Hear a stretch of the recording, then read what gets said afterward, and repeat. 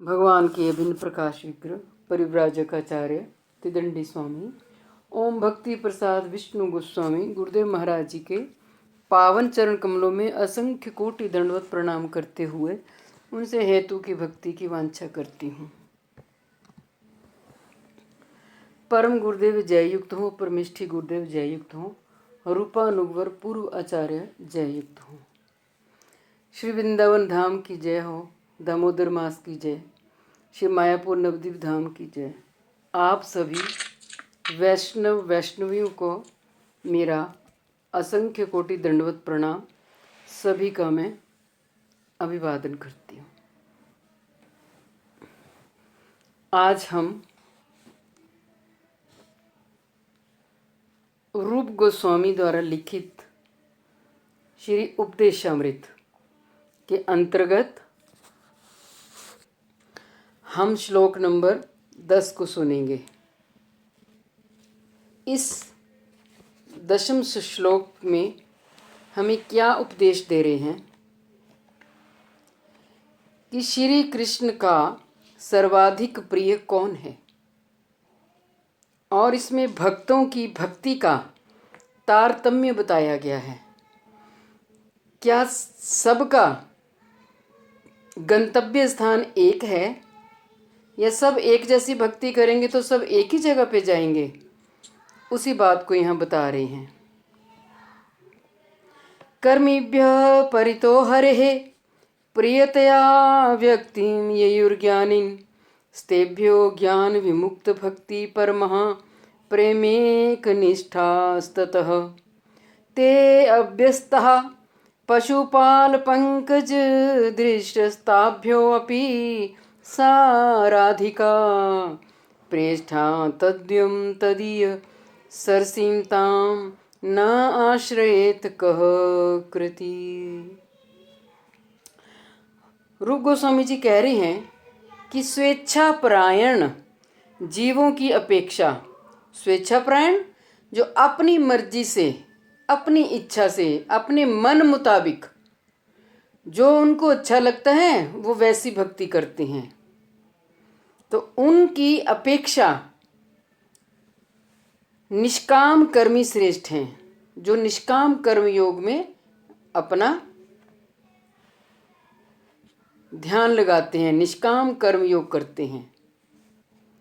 उन सदा सर्वदा सत्कर्मों में लगे हुए, कई लोग कर्म कांड में बड़ा उनको विश्वास होता है, बस हमारा तो कर्म, बस जी हम तो ज़्यादा नहीं कुछ जानते, हम तो अपने दंडवत प्रणाम, हम तो अपने कर्मों के ऊपर ही निष्ठावान हैं। तो रूप गोस्वामी जी कह रहे, जो सदा सर्वदा सत्कर्मों में लगे हुए पुण्यवान कर्म कांडियों की अपेक्षा तीनों गुणों से अतीत ब्रह्मज्ञानी श्री कृष्ण के प्रिय हैं। तो जो पहले स्वेच्छा वाली भक्ति करते हैं वो भी भगवान को प्रिय नहीं है। दूसरा, जो निष्काम कर्म करते हैं वो भी भगवान को प्रिय नहीं है इतने। और तीसरा, जो पुण्यवान, जो पुण्य अर्जित करने में, कर्म कांड में लगे रहते हैं, वो भी भगवान को इतने प्रिय नहीं होते। और उससे श्रेष्ठ हैं जो तीन गुणों से अतीत, तीनों गुणों से ऊपर, रजोगुण, सत्वगुण, तमोगुण से ऊपर उठ करके जो ब्रह्मज्ञानी हैं, वो श्री कृष्ण को फिर प्यारे लगते हैं। ऐसे ब्रह्मज्ञानियों की अपेक्षा, ऐसे ब्रह्मज्ञानियों की अपेक्षा ज्ञाने प्रयासम उदपास्य, ये श्लोक लिया गया है। जब ब्रह्मा जी ने स्तुति की है ना, तो वहां से, अनु जी अपना माइक ऑफ कीजिए। ये ब्रह्मा जी कह रहे हैं भगवान श्री कृष्ण के लिए कि आपको तो कोई जीत नहीं सकता, आप अजित हो, भगवान को कोई जीत नहीं सकता। और भगवान को कोई बड़ी बड़ी बातें, बड़े बड़े ज्ञानियों की जो बातें हैं, ज्ञानियों के सिद्धांत कोई भगवान को सुनाए तो भगवान खुश नहीं होते। भगवान किससे खुश होते हैं? भगवान उनसे खुश होते हैं जो आपकी लीला कथा श्रवण कीर्तन में अपने आप को लगाते हैं। और आप तो त्रिलोकी में अजित हो, आपको कोई नहीं जीत सकता, लेकिन जो आपके शरणागत हो जाते हैं, आपके भक्तों का अनुगत्य स्वीकार करते हैं, आप उनके द्वारा जीते जा सकते हो। यानी भगवान बंधन को स्वीकार कर लेते हैं। किसके? भक्त के बंधन को। ज्ञानियों के बंधन को, ज्ञानियों का सिद्धांत भगवान क्यों सुनेंगे? भगवान से ही तो सारी बातें आ रही है ना। तो भगवान उनके द्वारा वशीभूत हो जाते हैं जो शरणागत होते हैं, जो भगवान की प्रेमा भक्ति करते हैं। गीता में तो ना जाने भगवान ने कितना बार अपने मुख से कहा है, बहुत बार। अनन्य चेता सततम यो माम स्मरति नित्यश तस्य अहम सुलभ पार्थ नित्य युक्तस्य योगिना। हे अर्जुन, जो अन्य अन्य सहारों को छोड़ करके केवल मुझ में ही अपने चित्त को लगा रखता है और मुझे हर घड़ी हर पल मेरा ध्यान करता है, मेरा नाम जप करता है, मुझसे प्रीति करता है, मैं उसके लिए सुलभ हूं। और कैसा सुलभ? मैं बड़ी जल्दी आसानी से उसके वश में हो जाता हूं, क्योंकि उसका चित्त मेरे सिवा और कहीं जाता ही नहीं है। वो हर चेष्टा हर प्रयास मुझे प्रसन्न करने का करेगा। तो ऐसे नित्य युक्तस्य योगिना, जो रोज नित्य हर घड़ी हर पल जो मेरे में ही जिसका चित्त रम गया है, मैं उसको आसानी से मिल जाता हूं। तो यहां कह रहे हैं कि ब्रह्म ज्ञानियों की उपेक्षा ज्ञाने प्रयासम उदपास्य। इस उक्ति के अनुसार ज्ञान के प्रयास को भी छोड़कर केवल भक्ति को ही श्रेष्ठ मानने वाले सनकादिक भक्तजन श्री कृष्ण के प्रिय हैं। ये जो सनकादिक है ना, ये शांत रस के भक्त हैं। चतुसन, सनक, सनकादिक, सनंत, सनत कुमार, ये ब्रह्मा जी के मानस पुत्र हैं। और ये देखने में लगते हैं कि 5-5 वर्ष की आयु के बालक हैं, लेकिन ये अरबों अरबों वर्ष इनकी आयु हो चुकी है। सुखदेव जी भी पहले शांत रस के थे।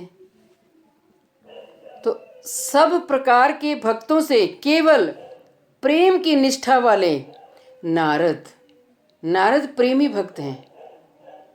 आदि शुद्ध भक्तजन श्री कृष्ण के और भी अधिक प्रिय हैं। इन सबसे श्रेष्ठ देवर्षि नारद भगवान श्री कृष्ण के प्रिय हैं। उन सब प्रेमी भक्तों की अपेक्षा कृष्णगत प्राण ब्रज गोपिकाएं श्री कृष्ण की अतिशय प्यारी हैं। भगवान को इतनी प्रिय हैं ये ब्रज गोपिकाएं, भगवान ने तो कह भी दिया, अरे गोपियों, मैं तुम्हारे प्रेम का ऋण कभी भी नहीं चुका सकता, कभी भी नहीं। अपने आप को भगवान ने गोपियों के प्रेम का ऋणी माना, अपने जीवा से कहा है भगवान ने। उन प्यारी गोपियों में भी श्रीमती राधिका जिस प्रकार श्री कृष्ण की सर्वाधिक प्राणों से भी अधिक प्यारी है, उसी प्रकार यह राधा कुंड भी श्री कृष्ण का अतिशय प्यारा है। भगवान को ना कुछ कुछ ऐसी लीला स्थलियां होती हैं जहां भगवान अपने निज जनों से, अपने भक्तों से वहां आमोद प्रमोद करते हैं, लीलाएं करते हैं। तो वो भगवान को वो जगह बड़ी प्यारी लगती है। अतः ऐसा कौन सा सौभाग्यवान सुचतुर व्यक्ति होगा जो श्री राधा कुंड में अप्राकृत रूप में निवास करता हुआ अपराकृत रूप का मतलब, अभी तो हम प्राकृत जगत में जी रहे हैं ना, लेकिन हम अपने हृदय से अपने को तीनों गुणों से ऊपर मान रखेंगे, लेकिन ये होगा भजन के द्वारा। भजन हमारा जिस श्रेणी का होगा उसी श्रेणी की हमारी साधना होगी, उसी श्रेणी के अनुरूप हमें फल भी मिलेगा। भजन हुआ लो स्टैंडर्ड का और फल सोचे हम हाई स्टैंडर्ड का। अब जैसे हम थिएटर में जाते हैं ना, अगर हमने 100 रुपये वाली टिकट ली है तो हम 400 वाली टिकट के सीट पर थोड़ी ना बैठेंगे, 100 वाली पे बैठेंगे ना। ऐसे ही जिस स्तर का हमारा भक्ति का लेवल होगा उसी स्तर पर हमें अनुभूतियां भी होंगी। तो यहां जो श्री राधा कुंड में अपराकृत रूप में निवास करता, अपराकृत में अपने को संसार का मानो मत, अपने को संसार में ज्यादा रुचि मत दिखाओ। हाँ ठीक है, भगवान ने मुझे इस जड़ जगत में भेज दिया, भगवान ने मुझे संबंधी भी दे दिए, कोई बात नहीं, भगवान ने मुझे परिवार भी दे दिया, कोई बात नहीं, ये मेरा लेन देन का संबंध है। पर भगवान ने सबसे बड़ी कृपा तो मुझ पर यह करी है ना कि मुझे अपना नाम दे दिए जपने को, मुझे सदगुरु वैष्णव दे दिए, मुझे अपनी मंजिल तक जाने का एक लक्ष्य निर्धारित करने के लिए मुझे सद्बुद्धि भी दी। और इतनी बड़ी महान कृपा होने के बावजूद मेरी सारी की सारी इंद्रियां मैं संसार की ओर उन्मुख नहीं करूंगा या करूंगी, मैं प्रिया प्रीतम की ओर उन्मुख करूंगी। अगर हम ऐसा भाव रखेंगे तो हमारा जीवन अपराकृत ही होगा। बस अपराध ना हो, वैष्णव अपराध ना हो, धाम अपराध ना हो। कभी कोई सेवा में अपराध त्रुटि रह जाती है तो वो नाम जप से पूरी हो जाती है, उसमें हम थोड़ा बच सकते हैं। लेकिन अपने को हमेशा यही समझना कि मुझे तो एक ठाकुर जी ने सुंदर मानव दे दिया, मनुष्य दे दी, और मुझे अपने धाम में आने का एक पक्का एड्रेस भी दे दिया। ऐ जीवो, तुम कितने युगों युगों से, मनवंतरों से, कल्पों से, महाकल्पों से तुम पढ़ रहे हो, ना जाने कितनी बार हम नरक भोग के आए, कितनी बार हम 84 भोग के आए हैं, और बस प्रभु अब और नहीं। अब हम यही चाहते हैं, जेहि विधि राखे राम त्याही विधि रहिए। आप हमें चाहे सुखी रखें, चाहे हमें दुखी रखें, चाहे कैसा भी रखें, बस अपना नाम जप करवाना, वो न छूटे हमसे। तो अपराकृत रूप में निवास करता हुआ श्री कृष्ण का जो 8 याम भजन नहीं करेगा अपितु करेगा ही। तो हमें इस श्लोक का सार तत्व ये है कि हमें अपने चित्त को हमेशा ब्रजमंडल में लेके जाना है, और ब्रजमंडल में जहाँ जहाँ आपको ठाकुर जी की लीला स्थलियाँ अच्छी लगती हैं ना, वहाँ अपने चित्त को घुमा लाओ। फिर सारा जब आपने ब्रजमंडल में जो चित्त आपका घूम गया, तो फिर एक बार आकर के राधा कुंड पे शांति से अपने चित्त को वहाँ रखो और बैठ जाओ और वहाँ भजन करो। और ये सोचो कि मैं श्री राधा कुंड के तट पर ही बैठ करके भजन कर रहा हूँ या भजन कर रही हूँ। अभी मैं पहले दंडवत कर लेती हूँ। सबका नाम ले लेके दंडवत करो। षट गोस्वामी वृंद की जय, दंडवत करो, एक एक को नाम लेके दंडवत करो। गुरुदेव की जय, परम गुरुदेव की जय, परमेष्ठी गुरुदेव की जय, चैतन्य गौड़ीय संप्रदाय वैष्णव आचार्यों की जय, पूर्व आचार्यों की जय। जिस जिसका आपका मन हो जय दे दो। कम से कम 20, 25, 100 जितना आप कर सके उतना दंडवत किया करो। औरतें पंचांग, पुरुष साष्टांग। आप देह से अपने घर में ही हो, भगवान को उनसे मतलब नहीं होता। भगवान तो हमारा मन चाहते हैं। मन मना मद भक्तो मध्याजी माम नमस्कुरु। गीता में 3-4 बार ये श्लोक आया है, मन मना मद भक्तो। मन नहीं मांगे भगवान ने। हमारा शरीर तो किसी, अर्जुन का शरीर तो मांगा नहीं, इंद्रिया नहीं मांगी। मन मना मद भक्तो मध्याजी माम नमस्कुरु मामे वेष्यसि युक्ते सत्यम ते प्रतिजानहि नामे भक्त प्रणश्यति। मन को लेकर के जाना है। और ये मन ही हमारे बार बार जन्म और मरण का जो है कारण है। ये फजीयत हमारी मन के द्वारा ही हो रही है, क्योंकि मन ही हमारे वश में नहीं हो रहा। हम मन के वश में हो रहे हैं, उल्टा हो रहा है। और मन माया से बना है।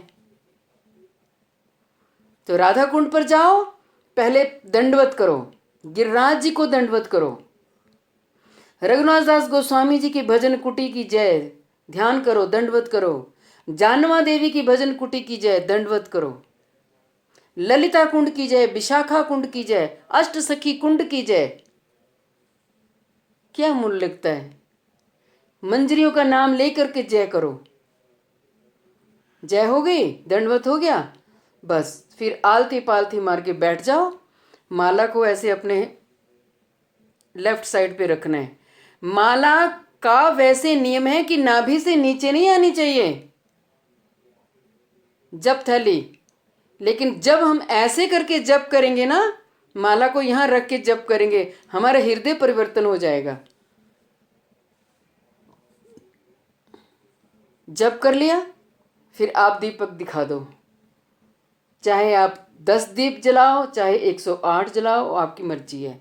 मानसिक है ना। अरे सोने का दीपक जला दो, वहाँ कौन सा पैसा लग रहा है। फिर अब मैं प्रिया प्रीतम को बहुत सुंदर भोग अर्पण करूंगी। हमें सुंदर सुंदर माल्यहार और मैं सुंदर सुंदर भोग बना करके लाई हूँ। और मैं रूप मंजरी से प्रार्थना करूंगी कि आप इस सेवा को अंगीकार करें और आप ये सेवा ललिता सखी को दें। पहले गुरुदेव को, फिर परम गुरुदेव, फिर परमेष्टि, फिर रूप मंजरी। ये विधान है मानसिक पूजा का। फिर देखना भजन कितनी तेजी से और रस भी आएगा भजन में।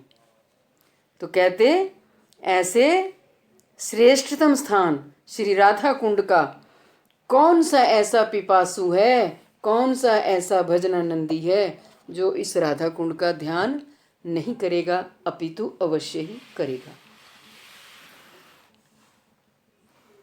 12 श्लोक हैं, 11 श्लोक हैं। आज हमने श्लोक नंबर 10 सुना। ये ऐसा उपदेश है हमारे लिए, अगर हम इस उपदेश को अच्छे से फॉलो करेंगे ना, तो हमारा भजन बिल्कुल एक ट्रैक पर चलेगा, हम भटकेंगे नहीं।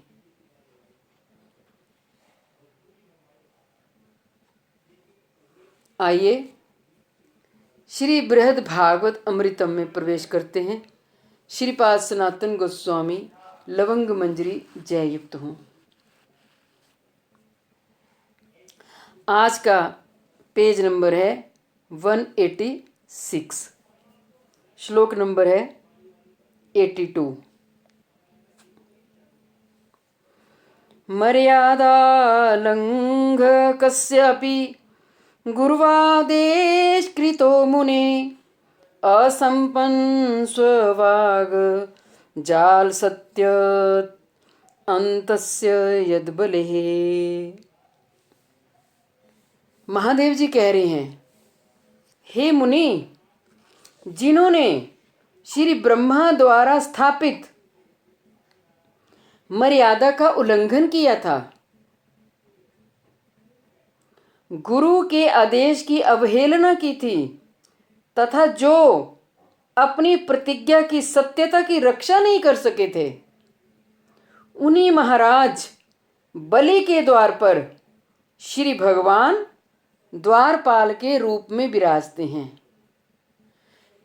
बलि महाराज रहते हैं सूतल लोक में, जो इस पृथ्वी से नीचे तीसरा ब्रह्मांड है। इस पृथ्वी से नीचे है अतल, फिर है वितल, फिर तीसरा है सुतल। इस पृथ्वी के नीचे जो जीवन है वो इस पृथ्वी से डबल, ये 50 कोटि योजन का पृथ्वी लोक है। बाकी सारे ब्रह्मांड जितने हैं वो 100 कोटि योजन के हैं, डबल है, इतने बड़े बड़े हैं। तो सुतल लोक में जो नीचे के जितने लोक हैं उनमें असुर लोग विराजमान रहते हैं, उनका भी जीवन है, वहां भी हर एक चीज है। नागलोक है, रसातल, तलातल, पाताल, ऐसे अलग अलग लोक हैं। तो ये क्या उसके तुच्छ दान का फल है अथवा दुष्ट बाणासुर की रक्षा क्या मेरे स्तव पाठ का फल है? महादेव जी कह रहे हैं देवर्षि नारद को कि देखो, ये जो सुतल लोक में जो राजा बलि के बाहर गेट कीपर बने खड़े हैं भगवान विष्णु, और राजा बलि को जो इतना बड़ा सुतल लोक मिला वो उनको उनकी कृपा से नहीं मिला, ये मिला प्रहलाद जी के द्वारा। भक्त की कितनी महिमा होती है। प्रहलाद जी के बेटे हैं विरोचन। विरोचन ने भक्ति नहीं की, उनमें आसुरिक प्रवृत्ति थी। विरोचन के पुत्र हुए राजा बलि,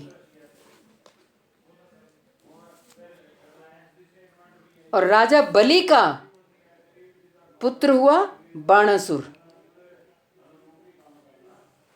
तो यह कह रहे हैं कि यदि आपत्ति हो कि बलि महाराज के द्वारपाल के रूप में श्री भगवान का जो अवस्थान है, यानी राजा बलि के जो गेट कीपर द्वारपाल बने हैं भगवान,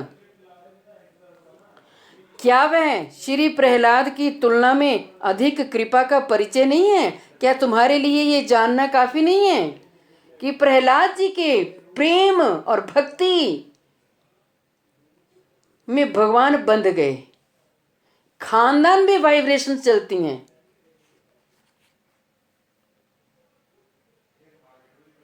जो भक्त होगा ना, वो भक्ति के जो गुण हैं वो संचार होते जाते हैं।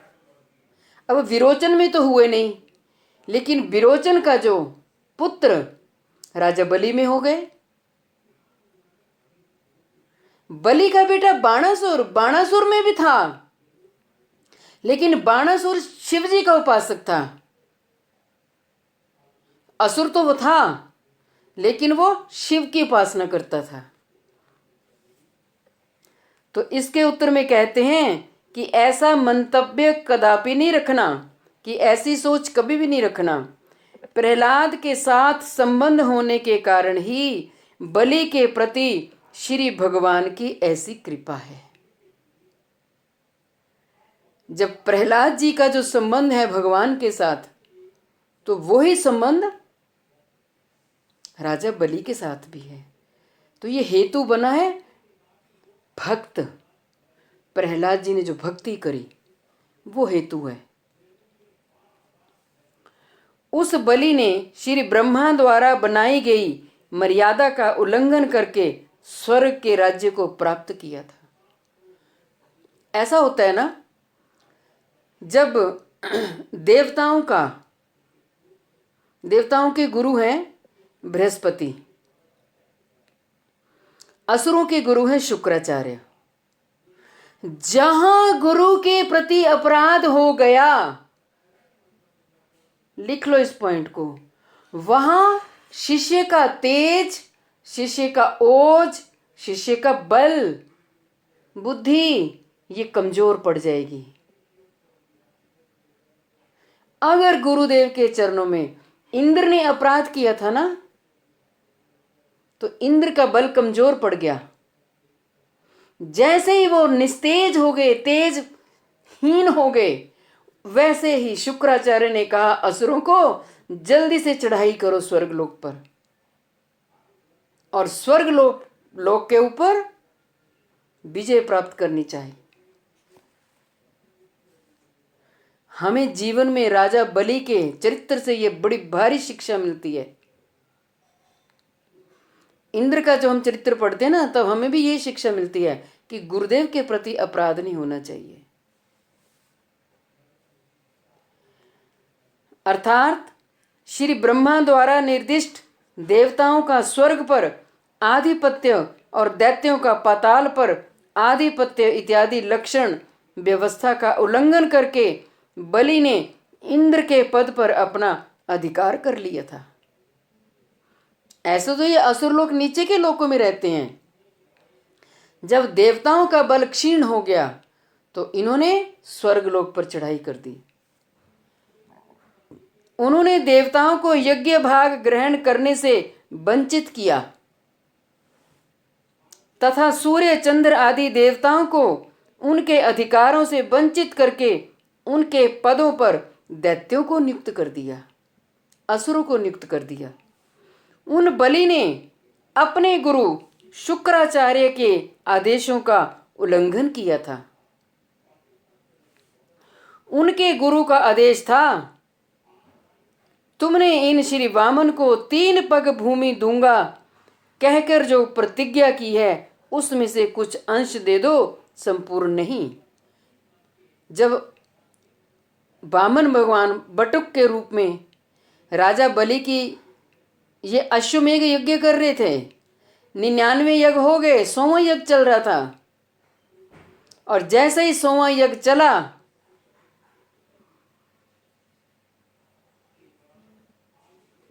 देवताओं की माता है अदिति, असुरों की माता है दिति। इनके पिता एक ही हैं, कश्यप ऋषि।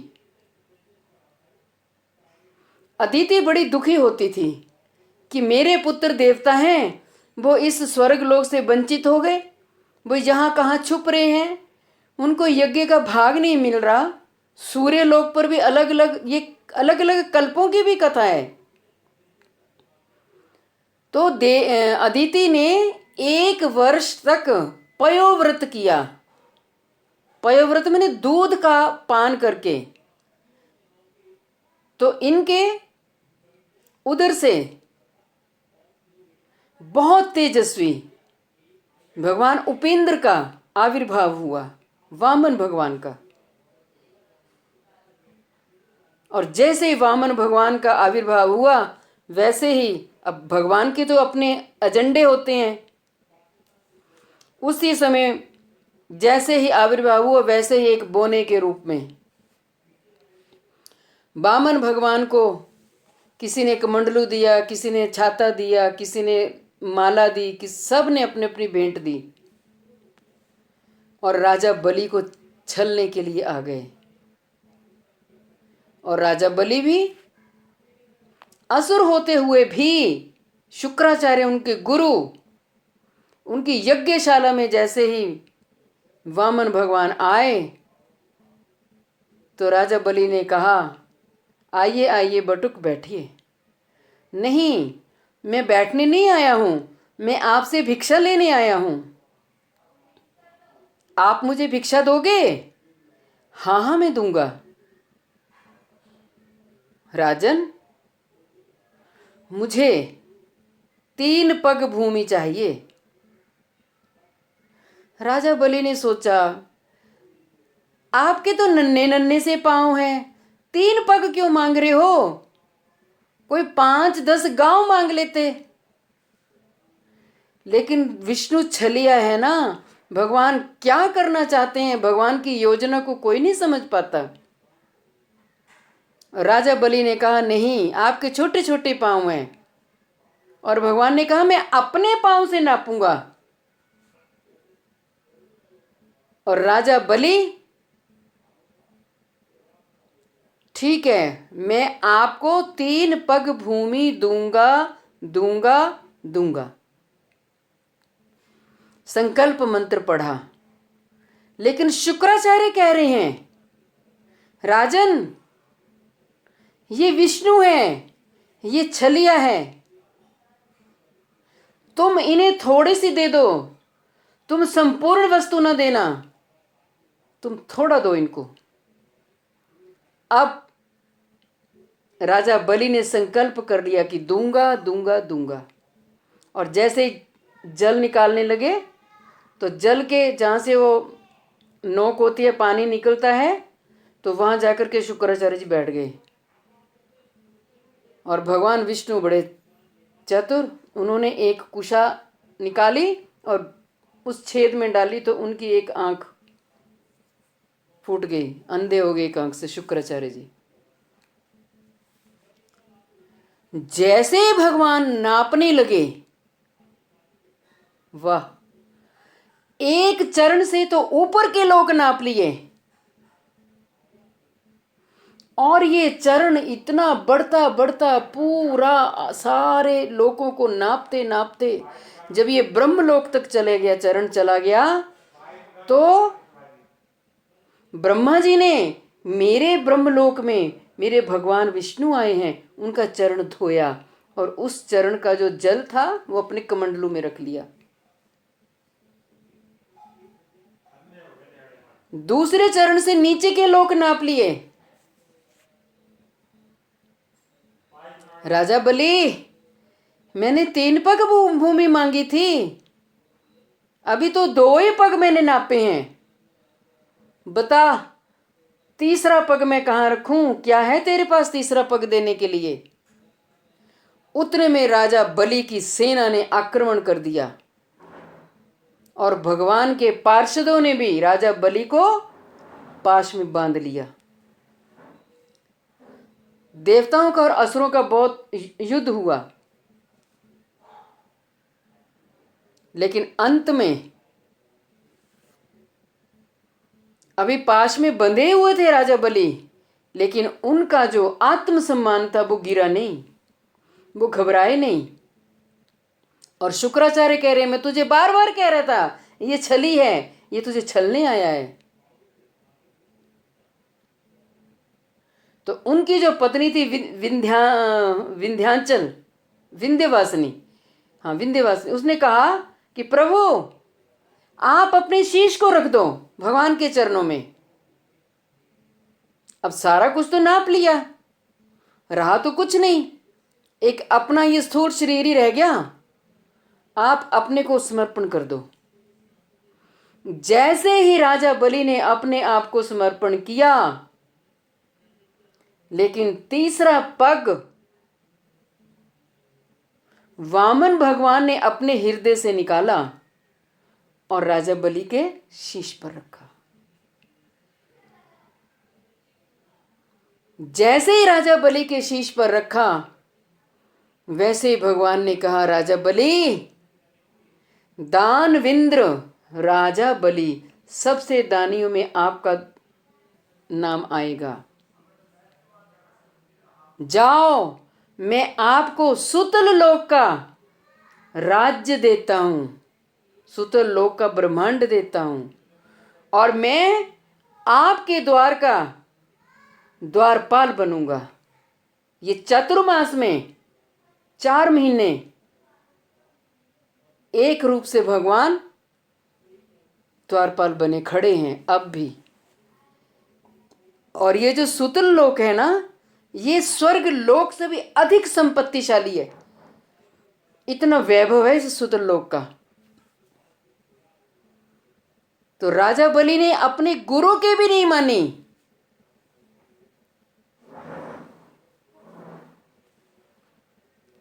बलि तज्जो गुरु, गुरु की बात नहीं मानी। बलि ने अपने गुरु के इस आदेश का पालन नहीं किया था, इसलिए उनके गुरु ने उनको अभिशाप दे दिया था। इस विषय में 8वें स्कंद में कहा गया है कि शिष्य के द्वारा इस प्रकार अश्रद्धा पूर्वक शुक्राचार्य का आदेश पालन न करने से भगवान द्वारा प्रेरित होकर शुक्राचार्य ने उस असुर श्रेष्ठ राजा बलि को भी अभिशाप दे दिया। विशेषतः वह बलि अपने वचन की सत्यता की रक्षा नहीं कर पाया, अर्थात स्वयं प्रतिज्ञा करके भी श्री भगवान को 3 पग के समान भूमि दान करने में समर्थ नहीं हुआ। कहाँ हुआ 3 पग, 2 ही तो पग हुए। इस विषय में बलि स्वयं कहते हैं, हे बटुक या हे ब्रह्मचारी, आपकी जो अभिलाषा हो वही मांगो, मैं वही प्रदान करूंगा। विप्र बालक, मेरा ऐसा अनुमान है कि आप अथार्थी होकर भी होकर ही आए हो, यानी आप धन की इच्छा को लेकर ही आए हो। ये पहले से आपने सोच रखा है कि मैं बलि से ये लूंगा। इसके उपरांत श्री भगवान ने 3 पग के समान भूमि की प्रार्थना की, किंतु बलि ने कहा, अहो विप्रनंदन, आपके वचन तो वृद्ध पुरुषों जैसे हैं, किंतु व्यवहार में आप बालक ही हैं, क्योंकि आपकी बुद्धि अनजान व्यक्ति की भांति है। विशेषतः स्वार्थ के विषय में आपको तनिक भी ज्ञान नहीं है। ये विचार आ रहा है राजा बलि के हृदय में। श्री भगवान ने इसका उत्तर दिया। तदनंतर बलि महाराज ने भगवान श्री वामन देव की बात सुनकर हंसते हुए कहा कि आप अपनी वांछित भूमि ग्रहण करें। बलि के द्वार पर द्वारपाल के रूप में श्री भगवान का विराजमान रहना क्या उस तुच्छ त्रिलोक के दान का फल है? आगे लग गया क्वेश्चन मार्क। क्या राजा बलि के द्वार पर जो भगवान द्वारपाल के रूप में रह रहे हैं, क्या राजा बलि ने दान किया तब भगवान ने वश्यता स्वीकार कर ली? भगवान कोई भूखे हैं क्या? भगवान आत्मा राम है, आप्त काम है। भगवान को किसी चीज की जरूरत नहीं। अथवा उसके अपने शरीर के दान का फल है, जो राजा बलि ने अपना शीश ही दे दिया, क्या उसके फलस्वरूप भगवान द्वारपाल बने? अथवा आप अपना 3रा पग मेरे सिर पर स्थापित कीजिए इत्यादि रूप श्री भगवान के प्रति बलि के प्रत्युत्तर मूलक तुच्छ दान का फल है? कहते कभी भी नहीं, कभी नहीं। हमें ये कभी नहीं सोचना चाहिए कि राजा बलि ने इतना दान दिया, इतना दान दिया। अगर इतना दान देने वाला तो क्या इस पृथ्वी पर, इस ब्रह्मांड पर मुकेश अंबानी कम दान करता है क्या? अरबों रुपये दान करता है वो। टाटा सबसे बड़ा दानी है वो, जो संसार से भी चला गया। तो भगवान उनके द्वारपाल बन जाते।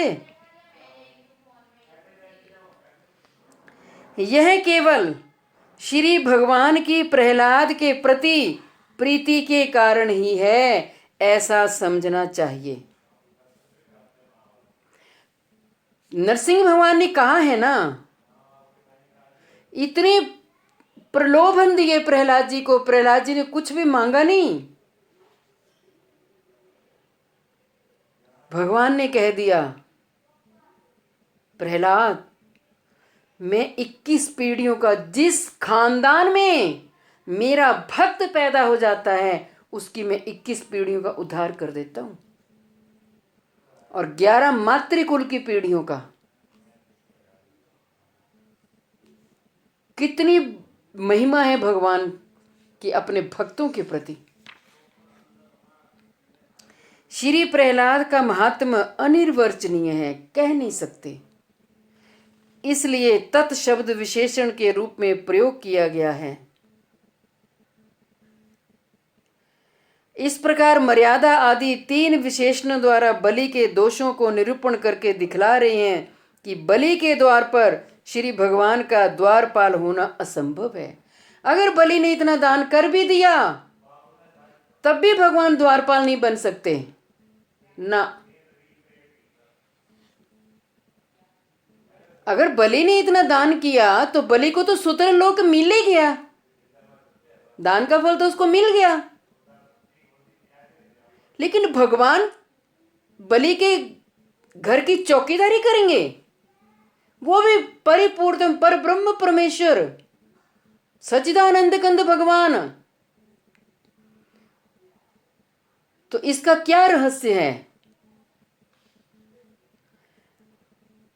तो कहा त्रिलोक के दान अथवा अपने शरीर दान के फल स्वरूप भगवान की कृपा प्राप्ति असंभव है। अतएव उक्त आशंका का भी निराकरण हुआ। तात्पर्य यह है कि जब इस लोक में ही नश्वर वस्तुओं के द्वारा किसी भी सत्य वस्तु की प्राप्ति नहीं देखी जाती, तब उस तुच्छ त्रैलोक्य रूप नश्वर वस्तु के दान द्वारा सच्चिदानंद घन स्वरूप उन श्री भगवान की प्राप्ति विशेषतः द्वारपाल के रूप में कैसे संभव है? इस संसार की समस्त ब्रह्मांडों की जितनी भी संपत्ति है ना मेरे भाई बहनों, वो सब नश्वर है, वो नित्य नहीं है, वो अनित्य है। जब ये ब्रह्मांड प्रलय में डूब जाएंगे, समाप्त हो जाएंगे, तो वो संपत्तियां भी खत्म हो जाएंगी। लेकिन भगवान जो है वो सत्य वस्तु है, वो नित्य है। तो अनित्य वस्तु के साथ नित्य वस्तु का संबंध कैसा? उसका कारण राजा बलि के दादा जो श्रीमन महाभागवत प्रहलाद जी, उन्हीं के प्रेम के ऊपर रीझ गए भगवान। तो भगवान ने उनका द्वारपाल बनना स्वीकार किया। अच्छे से, मुझे लगता है आपको अच्छे से समझ ये कथा आ गई होगी।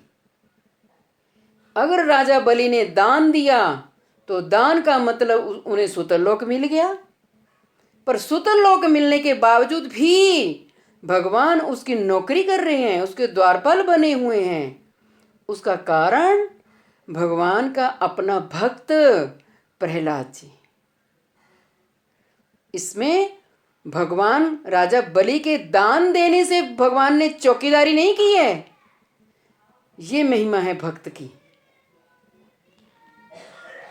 अतएव बलि के प्रति श्री भगवान की प्रीति का कारण केवल श्री प्रहलाद महाराज ही हैं। उनकी सच्चिदानंद में प्रेम भक्ति के द्वारा ही, अर्थात उनके संबंध से ही बलि को ऐसी कृपा की प्राप्ति संभव हुई। अथवा मैं प्रहलाद का ही हूं, बलि द्वारा ऐसा स्वीकार करने से उनको भगवत भक्ति की प्राप्ति हुई थी और उसी भक्ति के बल से उन्होंने श्री भगवान को प्राप्त किया था। अतएव दुष्ट बाणासुर के प्रति भी भगवान की महान कृपा, wait for some time,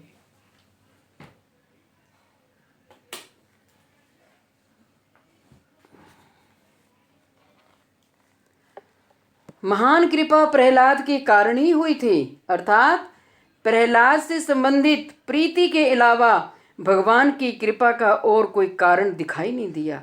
Banasur के प्रति भी भगवान ने अपनी कृपा दिखाई है। बाणासुर है राजा बलि का बेटा, प्रहलाद जी का पड़पोत्र, तो खानदान तो चल रहा है ना, तो यहां भी भगवान ने अपनी कृपा दिखा दी। श्री भगवान ने बाणासुर की रक्षा की, अर्थात मृत्यु के बदले उसे चतुर्भुज रूप प्रदान कर श्री शिव का पार्षद बना दिया। जब बाणासुर ने, उनकी पुत्री थी उषा, उन्होंने अनिरुद्ध को स्वप्न में देखा, तो उषा की सखी थी चित्रा। तो चित्रा ने कहा, सखी तू उदास क्यों है? तो उषा ने कहा, देख सखी, मेरे स्वप्न में एक बहुत सुंदर राजकुमार आया है। और जो चित्रा सखी थी वो चित्र बनाने में बड़ी माहिर थी। तो चित्रा ने कहा, सखी तू जरा बता तो सही मुझे उसका स्वरूप कैसा है। उसने पहले पेंसिल से ड्राइंग की, उसका अनिरुद्ध का मुखमंडल बनाया। हाँ हाँ सखी, 3-4 चित्र बनाए, ये वाला है। और अनिरुद्ध को उनके महल से आकाश मार्ग से उड़ा करके ले आई थी। मायावी थी ना चित्रा, उठा करके उस उषा के महल में रख दिया और बाणासुर को कोई खबर नहीं। और देवर्षि नारद ने जाकर के भगवान श्री कृष्ण को बताया कि आपको पता है आपका पुत्र कहाँ है? वो तो ऐसे ऐसे है, उधर है बाणासुर के पास। फिर शिवजी का और भगवान श्री कृष्ण का युद्ध हुआ। फिर जम्भाई अस्त्र भगवान श्री कृष्ण ने छोड़ा और शिवजी ने थोड़ा उनको जम्भाई यात्री वो युद्ध कर ही नहीं पाए और श्री कृष्ण ने केवल 4 हाथ छोड़े। 1000 भुजाएं थी बाणासुर की, 996 काट दी, 4 रखी और चारों भुजाओं के साथ शिवजी का पार्षद बना दिया बाणासुर को। तो बाणासुर की रक्षा की और चतुर्भुज रूप प्रदान कर श्री शिव का पार्षद बना दिया था। इन सब का मूल कारण श्री प्रहलाद जी ही हैं। इतने भक्त प्यारे होते हैं भगवान को, उनके खानदान में घुस जाते हैं। भगवान देखो अपने भक्त से भगवान मनोरंजन करते और आगे पीढ़ियों की चिंता कर रहे हैं। पुनः बाणासुर से के संसार नाश की बात और क्या सुनाऊं? उसकी दुष्टता के विषय में श्रीमद् भागवत में भी कहा गया है, आपके अतिरिक्त त्रिलोक में मैं अपने योग्य कोई प्रति योद्धा नहीं देखता हूं। ये सारी बातें महादेव जी कह रहे हैं देवर्षि नारद से। इतना डिटेल में तो श्रीमद् भागवत महापुराण में भी नहीं है। जिस बाणासुर ने अपने प्रभु श्री शिव के लिए ऐसे गर्वपूर्ण वचनों का प्रयोग किया था, अपनी कुल परंपरा के परम इष्ट देव श्री विष्णु की भक्ति को भी त्याग दिया था तथा अनिरुद्ध को बंदी बनाकर उसने श्री कृष्ण से युद्ध किया था, ये सब वृतांत पुराणों में दृष्टव्य है, आप पढ़ सकते हैं।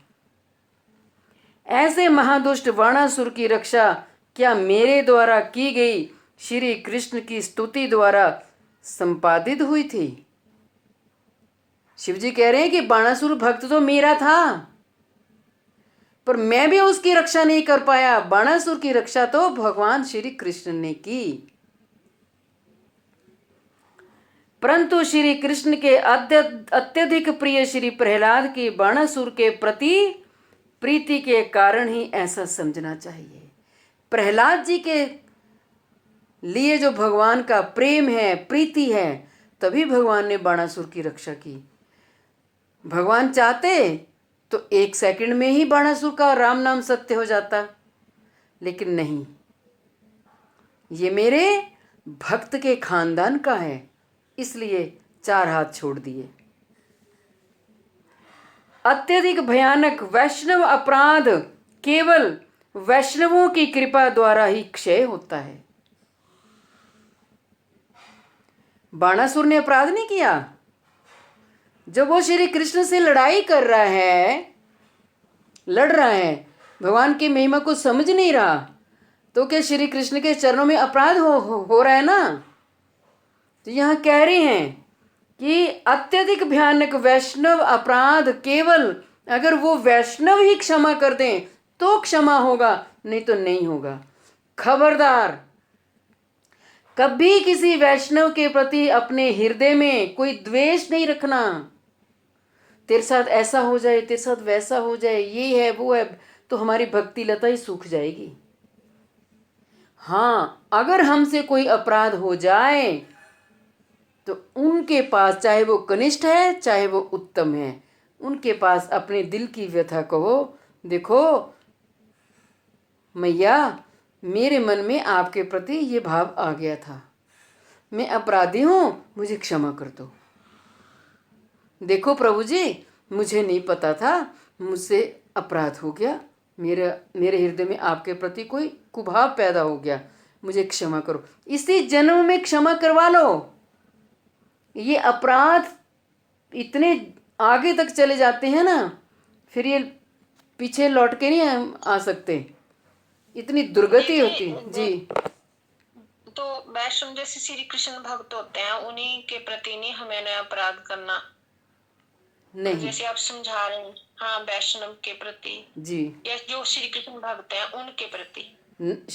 वैष्णव शिव जी भी तो है ना, हाँ वैष्णवानम जी, यथा शंभु। हाँ और जी, हाँ जी, हाँ, शिव वैष्णव जी की भक्त। वैष्णव के 26 लक्षण होते हैं, 26 गुण होते हैं। कि सभी वैष्णव थोड़े दिखाई देते हैं हमें। हाँ जी, वैष्णवों की महिमा भी हमें समझनी चाहिए। कोई वेशभूषा से, तिलक लगा लिया, वेशभूषा है, माला झोली है, तो क्या वो वैष्णव है? उसमें 26 नहीं लक्षण नहीं होने नहीं, चाहिए, 26 गुण होने तो चाहिए। हाँ, कुछ तो जो शिव जी के होते हैं वो तो बीड़िया वगैरह पीते हैं, तो उनके प्रति भी अपराध हो वो जाए नहीं, वो करते। वैष्णव कहाँ, वो तो शैव भी नहीं है। वो तो शुद्ध शैव भी नहीं है। शैव मैंने शिव के भक्त, शिव के अनुयायी, वो भी नहीं है। हरे कृष्ण। दंडवत दीदी। दंडवत। क्या कितने गुण बताए वैष्णव के, कौन कौन से गुण है दीदी? वैष्णवों में 26 लक्षण हैं, 26 गुण हैं। आप उस पे व्हाट्सएप पे डाल देना आप है। डाल देती हूँ। इसमें है कृपालु, अकृतद्रोह, सत्यसार, सम, निर्दोष, वदान्य, मृदु, शुचि, अकिंचन, सर्व उपकार, शांत, मितबुक, थोड़ा कम खाने वाले, अप्रमत, अपना मान सम्मान नहीं चाहते, मानद, कोई मान की उनको इच्छा नहीं होती, अकाम, किसी कामना वासना के अंतर्गत नहीं होते, निरीह, किसमें ज्यादा, किसी में आसक्ति ज्यादा नहीं होती, स्थिर चित्त रहेंगे, विजित, षटगुण, 6 गुण होंगे उनमें, गंभीर होंगे, करुणा होगी उनमें, कवि होंगे, दक्ष होंगे, हर कार्य कुशलता पूर्वक करेंगे, और अधिकतर वो मौनी होंगे, वो ज्यादा बातचीत नहीं करते। ये 26 के 26 लक्षण जो हैं ये वैष्णवों में होते हैं। और जिनमें ये 26 लक्षण दिखाई दें उनसे अपराध से बचना है। इस न्याय के अनुसार बलि और बाणासुर के द्वारा किया गया वैष्णव अपराध केवल उनके क्रमशः प्रहलाद के पुत्र और पौत्र के संबंध के कारण क्षय हुआ था। जो उन्होंने अपराध किए थे ना, वो इस करके क्षमा हो गए क्योंकि वो प्रहलाद जी के वंश के थे, खानदान के थे। तो भगवान ने ज्यादा उनके ऊपर विचार नहीं किया, ये मेरे भक्त का परिवार है, तो भगवान ने क्षमा कर दिया। हम और आप होते तो करते? कभी भी नहीं। अर्थात भगवान ने श्री प्रहलाद के प्रति विशेष स्नेह के कारण उन दोनों के सभी अपराधों को क्षमा करके उनके ऊपर कृपा की थी। ये सारी बातचीत देवादिदेव महादेव देवर्षि नारद से कर रहे हैं, शिवलोक में बैठ के। केवलम तन महाप्रेष्ठ प्रहलाद प्रीत्यपेक्षया किं ब्रूयां परम त्रास्ते गौरी लक्ष्म्यः प्रिया सखी। ऐसा केवल उनके अत्यधिक प्रिय प्रहलाद की प्रीति के कारण हुआ, ऐसा जानना चाहिए। और मुझे लगता है इससे पहले किसी ने इतना विश्लेषण सुना ही नहीं होगा राजा बलि का और बाणासुर का। अधिक क्या कहूं, शिवजी कह रहे हैं मैं अधिक क्या कहूं। श्री महालक्ष्मी की प्रिय सखी गौरी भी इस स्थान पर उपस्थित है। जब ये बातचीत चल रही थी ना, तो थोड़ा देवर्षि नारद और महादेव थोड़ा एक किनारे पे बैठे हुए थे, और धीरे से देवर्षि नारद को कहा कि क्या कहूं, ये जो महालक्ष्मी की सखी है ना गौरी, मेरी पत्नी, वो भी यहीं बैठी है, यानी मैं कुछ कहना चाहता हूं आपसे, तो उसका थोड़ा पर्दा है। अब अंदर की बात सुनते हैं, आगे क्या कह रहे हैं। प्रहलाद यदि इतने श्रेष्ठ भक्त हैं तो उनके महात्म का विस्तृत रूप में वर्णन करें। इसलिए केवलम इत्यादि श्लोक कह रहे हैं कि यह सत्य है कि उन्हें महात्मा को विस्तृत रूप में वर्णन करने से मुझे भी परमानंद की प्राप्ति होगी, किंतु उनमें आनंद विभोर होने पर मेरा धैर्य टूट जाएगा। उस समय धीरे धीरे गुप्त रूप में ये रहस्यपूर्ण बातें नहीं कह पाऊंगा, और उच्च स्वर से बोलने पर यहाँ उपस्थित पार्वती भी सुन लेंगी। अब देवादिदेव महादेव थोड़ा घबरा रहे हैं कि अगर मैं और ज़्यादा प्रहलाद जी की महिमा का गुणगान गाऊंगा तो प्रहलाद जी, भगवान ने कह तो दिया पहले कि मुझे मेरी अपनी अर्धांगिनी महालक्ष्मी भी इतनी प्रिय नहीं है, तो इसी बात से देवादिदेव थोड़ा डर रहे हैं, संकोच कर रहे हैं। वे श्री महालक्ष्मी की प्रिय सखी है, अतएव श्री महालक्ष्मी की तुलना में श्री प्रहलाद का महात्म अधिक है। देखो महिमा भक्त की। इस बात को सुनकर सहन ना कर पाने के कारण वे तुम्हारी और मेरी अवज्ञा करेंगी, तो ऐसा होना अच्छा नहीं होगा। अगर पार्वती ने सुन लिया ना कि प्रहलाद की महिमा लक्ष्मी से ज़्यादा है, तो फिर मेरी पत्नी नाराज हो जाएगी, तो मुझे अच्छा नहीं लगेगा। और हो सकता है पार्वती के मन में आप नारद के प्रति कोई भाव आ जाए, तो देवादिदेव कह रहे हैं मुझे भी अच्छा नहीं लगेगा। यद्यपि भगवान की नित्य प्रियतमा बैकुंठेश्वरी श्री महालक्ष्मी सदैव श्री भगवान के वक्षस्थल पर निवास करती है, अतएव उन श्री महालक्ष्मी की तुलना में आधुनिक भक्त प्रहलाद का महात्म किसी भी तरह से अधिक होना ठीक नहीं है। फिर भी भगवान की इच्छा से वैसा हुआ है। ब्रह्मा जी के वरदान से दैत्यराज हिरण्यकशिपु द्वारा त्रिलोक पीड़ित होने पर भगवत भक्ति में विघ्न होने के कारण अपने भक्तों के दुखों को देखकर तथा अपनी भक्ति के महात्म का प्रदर्शन करने के लिए हिरण्यकशिपु के संहार के समय भगवान ने स्वयं ही प्राचीन और अर्वाचीन भक्तों अर्थात अपने बैकुंठ के पार्षदों, यहाँ तक कि महालक्ष्मी से भी प्रहलाद का अत्यधिक महात्म स्थापित किया है। भगवान से यह बर्दाश्त नहीं हुआ कि देखो अगर मेरा एक भक्त भक्ति कर रहा है तो उसका बाप ही उसका दुश्मन, उसको दुख पर दुख दे जा रहा है, उसको दुख पर दुखी, यहां तक कि ये मृत मेरे पास आना चाहिए। इतना भगवान आहत हो गए। तभी बोलते किसी भजनानंदी के हृदय को सताना नहीं चाहिए। भगवान का जो सुदर्शन चक्र है वो घूमेगा, और संसार के लोग भी इस बात को सोचते नहीं हैं। तो हिरण्यकशिपु के अत्याचारों से भगवान को और क्रोध आ गया कि मेरा एक नन्हा सा भक्त, मेरा प्रहलाद, वो भक्ति कर रहा है और ये असुर उसको दुख दे जा रहा है बार बार।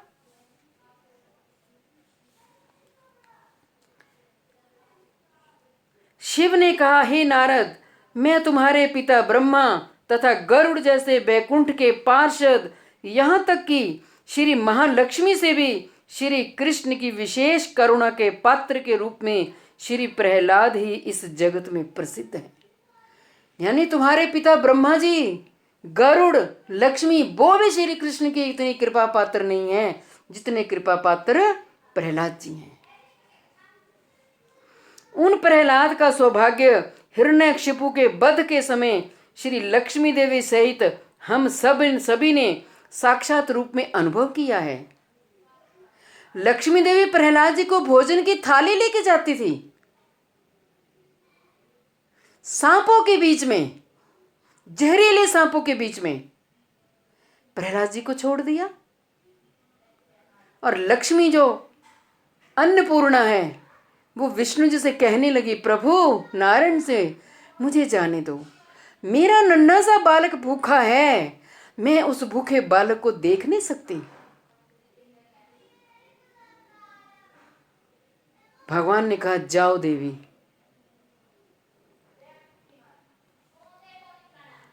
इस प्रकार भगवान की इच्छा से उनका कुछ महात्म दिखाई देता है, किंतु और किसी भी उपाय द्वारा उनके महात्म को नहीं जाना जा सकता।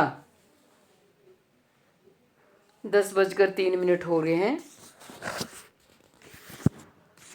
भगवान स्वयं अपने श्री मुख से कहते हैं, तुम भक्त होने से मेरे जिस प्रकार प्रिय हो, ब्रह्मा मेरा पुत्र होने पर भी, शंकर मेरा स्वरूप भूत होने